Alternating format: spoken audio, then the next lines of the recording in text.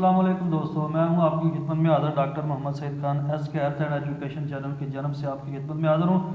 دوستو آپ کو پتہ ہے کہ میں اپنے چینل کے اوپر جو ہے نا مختلف ویڈیو ہیلتھ کے متعلق اور دینی معلومات اور عملیات کے متعلق جو ہے نا اپنے چینل کے اوپر شیئر کرتا رہتا ہوں، اور کاروباری ٹپس بھی ہوتے ہیں میرے چینل کے اوپر۔ ویڈیو شروع کرنے سے پہلے آپ سے گزارش ہے کہ آپ میرے چینل کو ضرور سبسکرائب کریں، لائک اور شیئر کریں، اور ساتھ ہی بیل کے آئیکن کو ضرور دبائیں تاکہ میری ہر نئی آنے والی ویڈیو کا آپ کو نوٹیفیکیشن مل سکے۔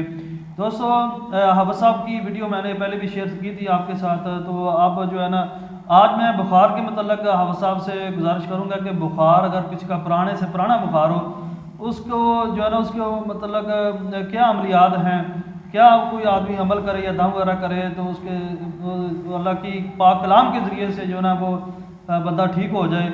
حافظ صاحب گزارش کریں۔ بسم اللہ الرحمن الرحیم۔ ناظرین، اللہ پاک دی پاک کلام جو ہے یہ مومن واسطے شفا بھی ہے، رحمت بھی۔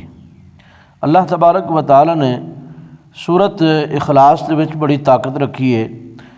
بسم اللہ الرحمن الرحیم، قل هو اللہ احد اللہ الصمد لم یلد ولم یولد ولم یکن له کفوا احد۔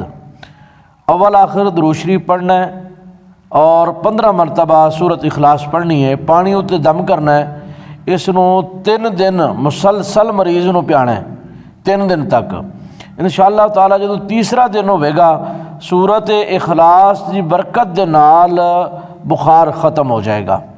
پھر اس تو علاوہ دوسرا دم سورت الحمد شریف 7 مرتبہ پڑھے، اول آخر درود شریف پڑھے، پانی اتنے دم کرے، اسی طریقے دے نال بخار ختم ہو جائے گا۔ اللہ تبارک و تعالی اسا صبر و قرآن حکیم اتنے عمل کرنے کی توفیق عطا فرمائے۔